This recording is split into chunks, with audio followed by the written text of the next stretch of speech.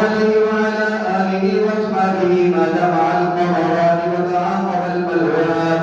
الله أكبر الله أكبر لا إله إلا الله والله أكبر الله أكبر ولله الحمد.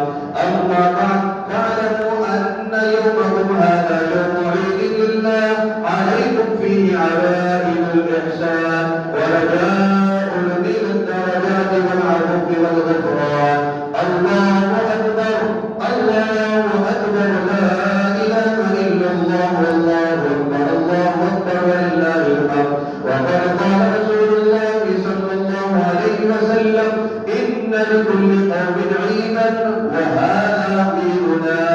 الله أكبر الله أكبر لا إله إلا الله والله أكبر الله أكبر ولله الحمد. وقال رسول الله صلى الله عليه وسلم فإذا كان يوم العيد يعني يوم الفطر بآخر بهم الملائكة قال يا ملائكتي ما جزاء مجيب فعمله قال ربنا جزاؤه أن يوفى أجره قال ملائكتي عيدي ودمائي قالوا فريضتي عليهم ثم خرجوا يعدون إلى الدعاء وعزتي وجلالي وكرمي وعلومي وارتقائي مكاني لأجيبنهم فيقولون ارجعوا قد غفرت لكم وقد أمسيت ما لنا قال فيرجعون مغفرا لهم.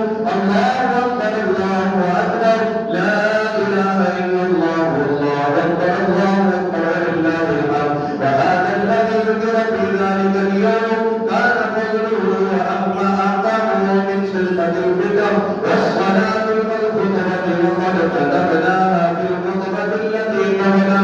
نعم بقية المسألتان ونذكرهما الآن. الله أكبر الله أكبر لا إله إلا الله والله أكبر الله أكبر ولله الحمد.